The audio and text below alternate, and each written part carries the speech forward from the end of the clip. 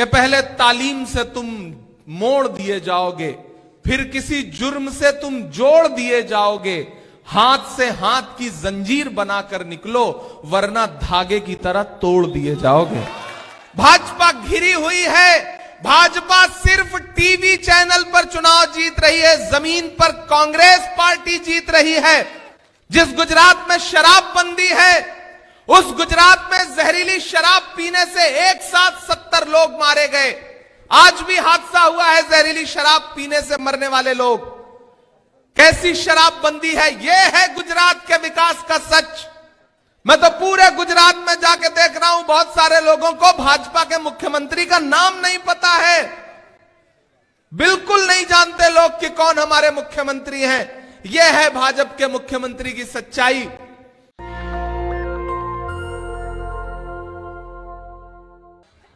पहली बार आपके बीच में आया हूं।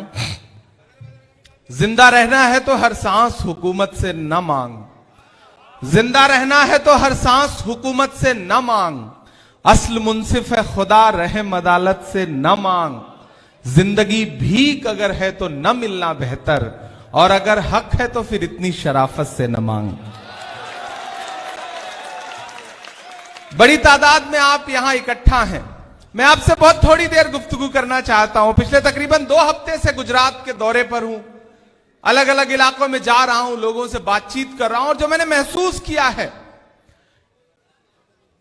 यह मैं दावे से कह सकता हूं कि गुजरात इस बार बदलने जा रहा है। 27 साल की भाजपा सरकार की जो बदहाली है, उसको लेकर के अवाम में गुस्सा है। मुझसे पत्रकार साथी आज दोपहर एक इंटरव्यू में पूछ रहे थे कि यह चुनाव आप कैसे देख रहे हैं। मैंने कहा यह चुनाव गुजरात की जनता बनाम भाजपा सरकार है। गुजरात की जनता इस चुनाव को लड़ रही है। और मैं बापू नगर में आपसे यह अपील करने आया हूं कि मैं हिम्मत सिंह पटेल जी को आज से नहीं जानता, बहुत पहले से जानता हूं। और एक बात मैं दावे से कह सकता हूं कि पिछले 5 साल से ये आपके विधायक हैं, उससे पहले शहर के मेयर भी रहे। इनकी अपनी एक समाजी जिंदगी है, सियासी जिंदगी है, और उस जिंदगी में यहां मौजूद कोई भी इंसान ये बात की गवाही दे सकता है कि हिम्मत भाई को आपने जब भी पुकारा होगा, ये आपको हिम्मत देने के लिए आपके बीच में जरूर खड़े मिले होंगे। ये जो गुजरात का चुनाव है, इस बार बहुत अहम चुनाव है। एक तरफ वो ताकतें खड़ी हैं जो चाहती हैं कि मुल्क उनकी मर्जी से चले, तानाशाही से चले, लेकिन एक तरफ वो ताकतें खड़ी हैं जो ये कह रही हैं कि मुल्क डॉक्टर बाबा साहब भीमराव अंबेडकर के संविधान से चलेगा, महात्मा गांधी के विचारों से चलेगा, सरदार वल्लभ भाई पटेल के उसूलों से चलेगा, मौलाना आजाद के सपनों से चलेगा, पंडित जवाहरलाल नेहरू के विजन से चलेगा। लड़ाई 2 ताकतों के बीच में है। इस बार लड़ाई सिर्फ एमएलए जिताने और हराने की नहीं है। गुजरात वालों, इस बार आपको जवाब मांगना है। इसीलिए भाजपा सरकार बहुत परेशान है। इस बार नए नए मंसूबे और नई नई प्लानिंग के साथ वो गुजरात में आए। पिछली बार हारते हारते बचे थे कांग्रेस, सरकार बनाते बनाते रह गई थी।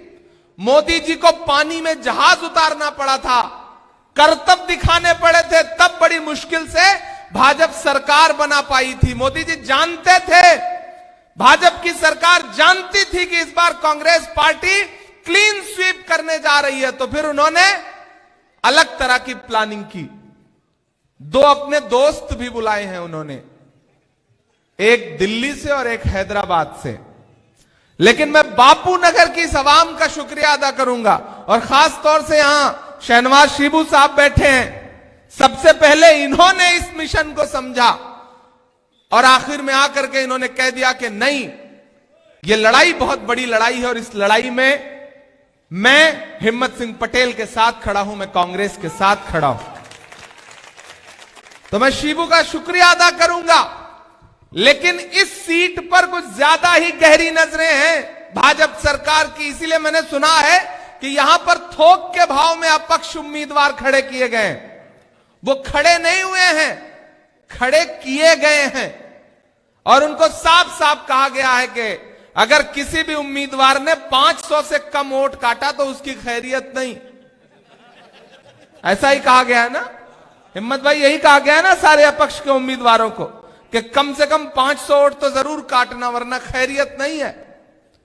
मेरे भाई आप समझदार लोग हैं, आप बापू नगर के लोग हैं, आपको यह समझना है कि पहले तालीम से तुम मोड़ दिए जाओगे, फिर किसी जुर्म से तुम जोड़ दिए जाओगे, हाथ से हाथ की जंजीर बनाकर निकलो वरना धागे की तरह तोड़ दिए जाओगे। मेरे बुजुर्गों, मेरे नौजवान साथियों, मेरी माओ, मेरी बहनों, यह चुनाव बहुत अहम चुनाव है। भाजपा घिरी हुई है, भाजपा सिर्फ टीवी चैनल पर चुनाव जीत रही है, जमीन पर कांग्रेस पार्टी जीत रही है। अवाम में गुस्सा है, इसलिए जब 5 तारीख को पोलिंग बूथ पर जाना, ईवीएम की कतारों में खड़े होना, तो सिर्फ यह बात याद रखना कि आपको इस भाजपा की 27 साला सरकार से जवाब मांगना है। पहले तो यह कह के बच जाते थे कि दिल्ली में हमारी सरकार नहीं है इसलिए हम विकास नहीं कर पा रहे हैं, लेकिन पिछले 8.5 साल से तो डबल इंजन की सरकार है। लेकिन पूछिए भाजपा वालों से कि पूरे गुजरात का दौरा करके आ रहा हूं मैं, हालत यह है कि गुजरात की सड़कें ऐसी हैं कि सड़क में गड्ढा है या गड्ढों में सड़क है, आप इसका अंदाजा नहीं लगा सकते।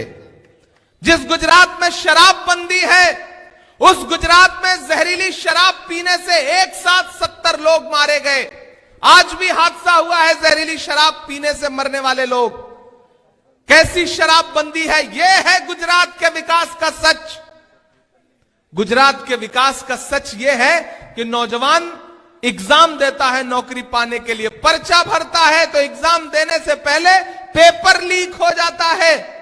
यह है गुजरात के विकास का सच।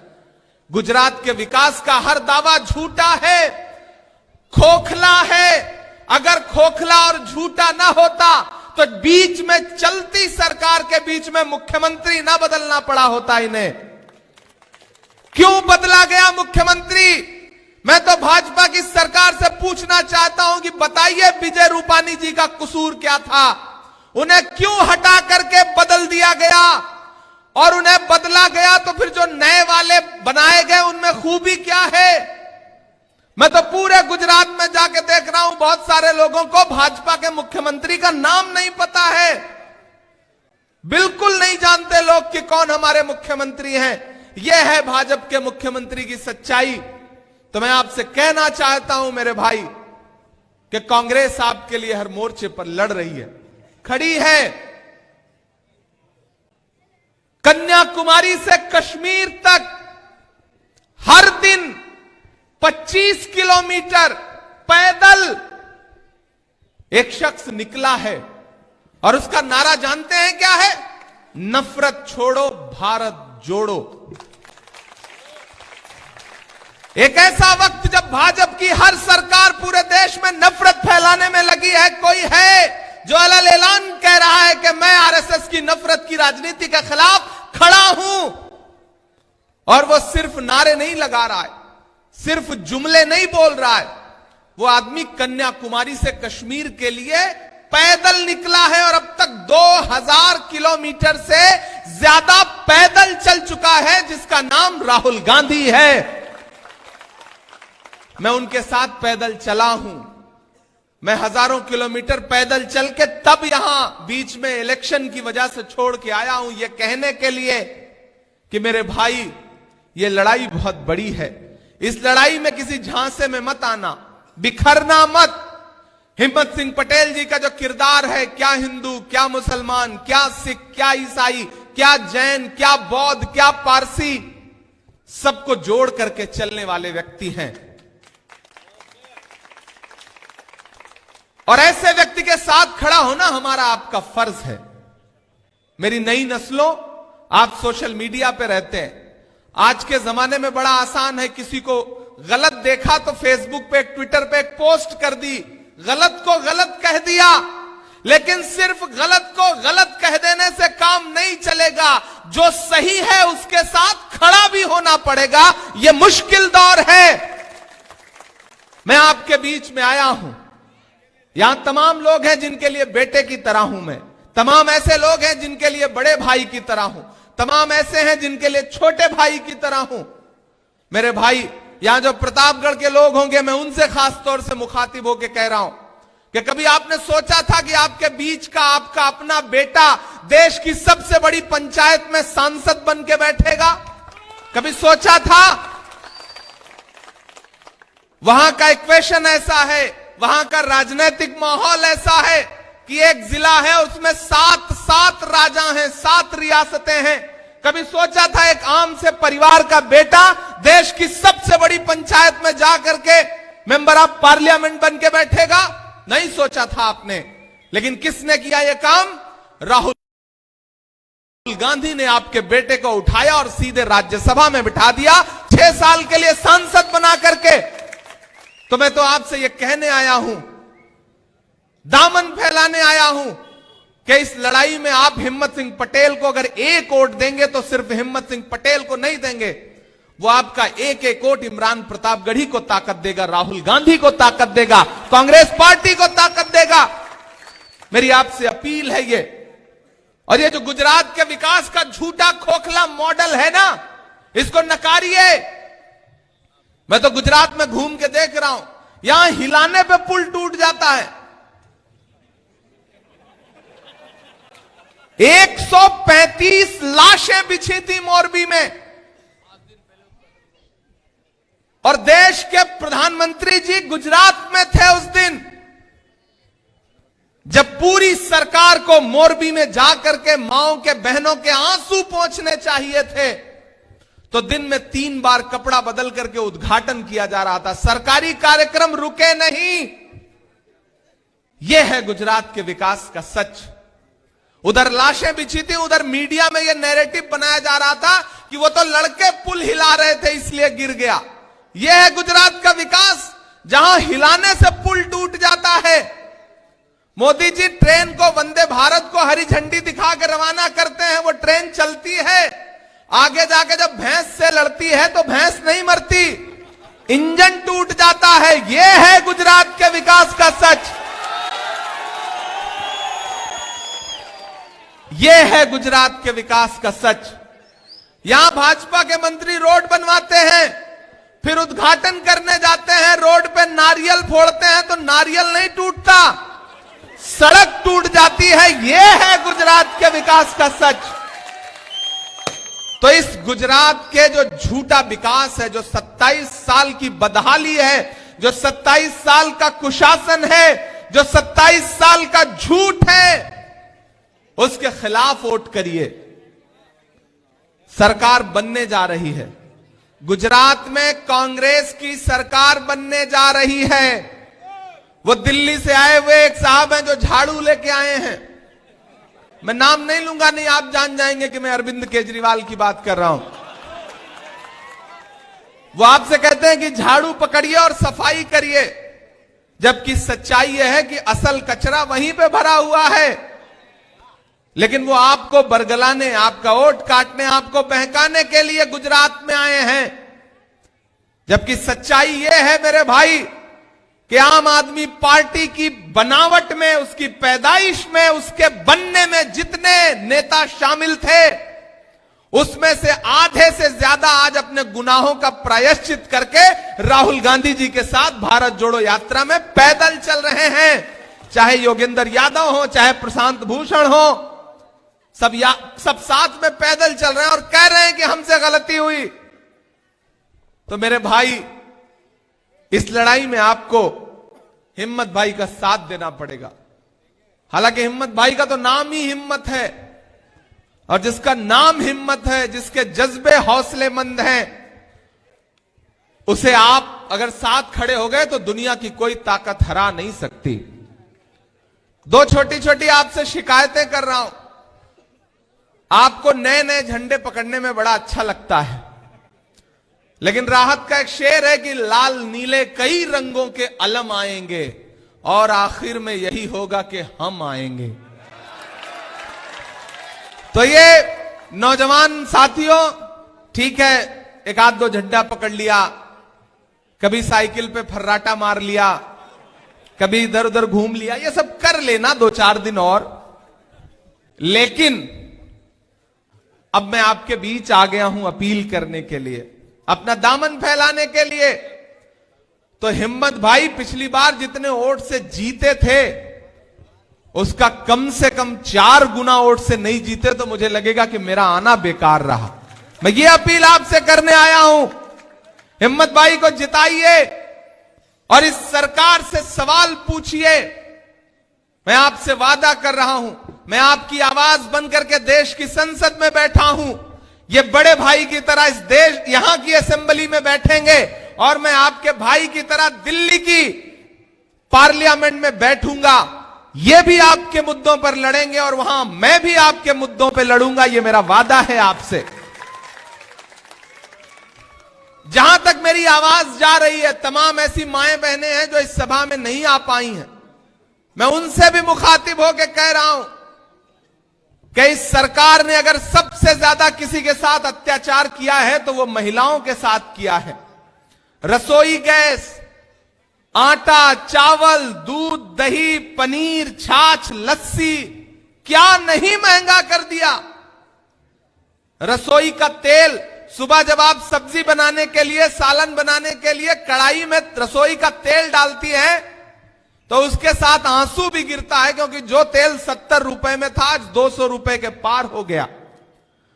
और वो जो नारा लगा के आए थे ना कि ना खाऊंगा ना खाने दूंगा, वो पहली वाली लाइन तो भूल गए कि ना खाऊंगा, लेकिन दूसरी वाली उनको याद है कि ना खाने दूंगा। वो खाने किसी को नहीं दे रहे हैं।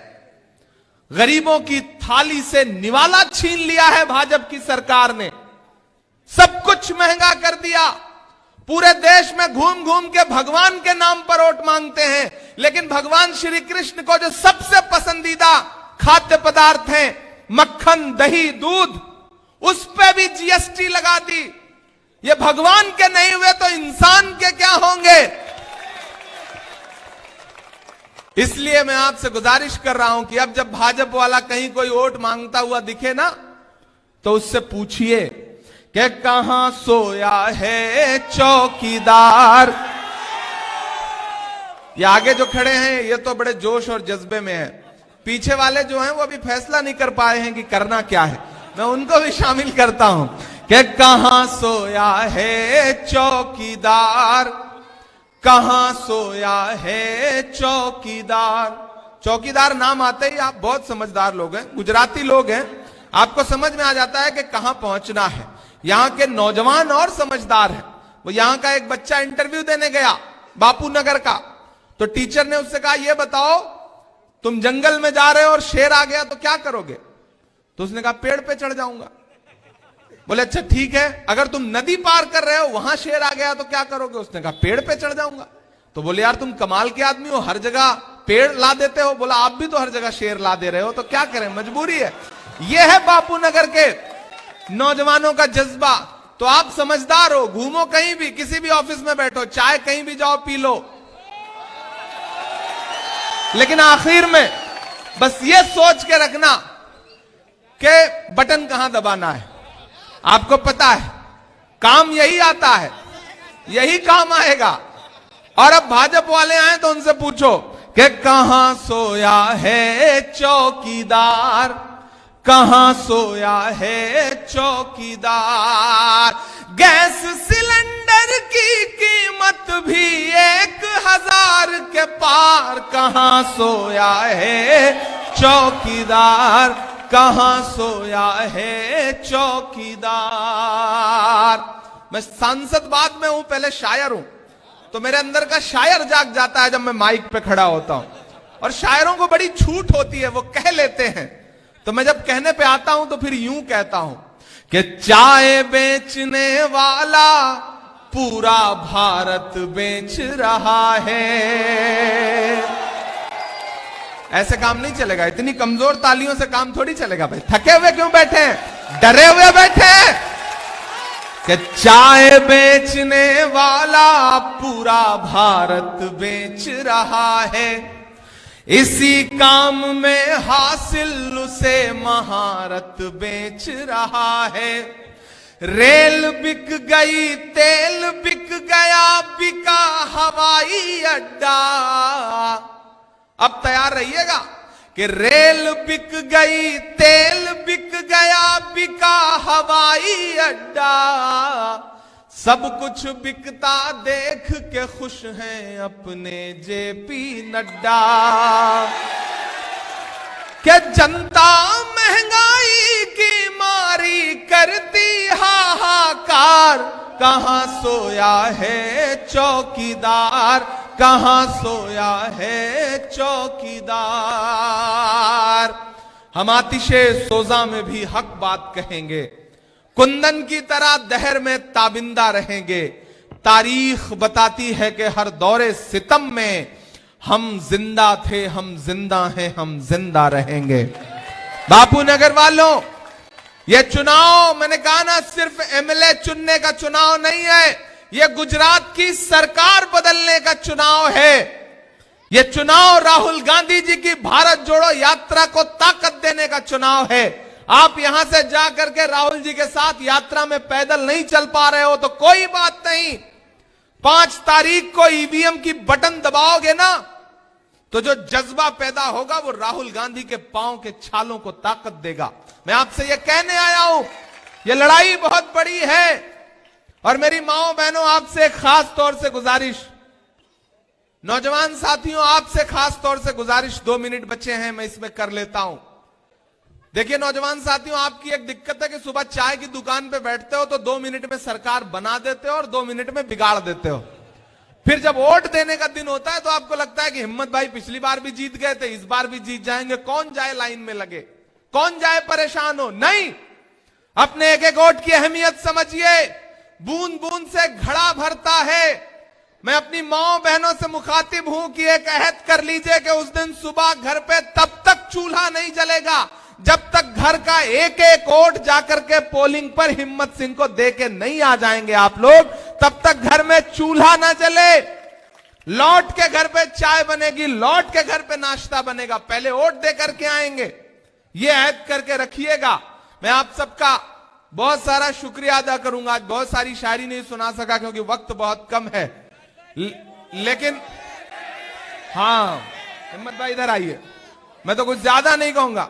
मैं हिम्मत भाई की हिम्मत के नाम एक शेर पढ़ रहा हूं।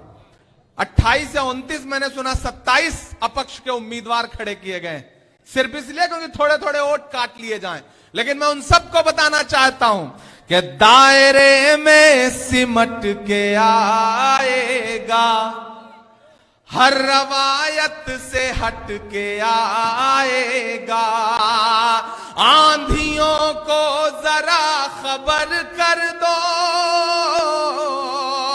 एक एक हाथ उठना चाहिए अगली लाइन पे समर्थन में कि आंधियों को जरा खबर कर दो, शेर वापस पलट के आएगा, शेर वापस पलट के आएगा।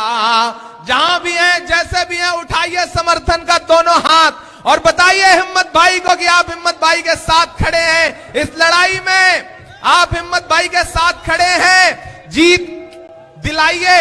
जीत के बाद, जीत के जश्न में एक प्रोग्राम में आऊंगा और जितनी शायरी आप चाहेंगे आपको सुनाऊंगा, ये आपसे वादा करता हूं। एक बार फिर से आप सारे लोगों का बहुत सारा शुक्रिया।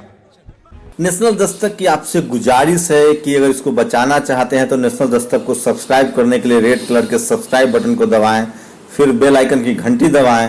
नेशनल दस्तक को बचाने के लिए बहुत जरूरी है कि हर खबर को शेयर करें, लाइक करें, कमेंट जरूर करें।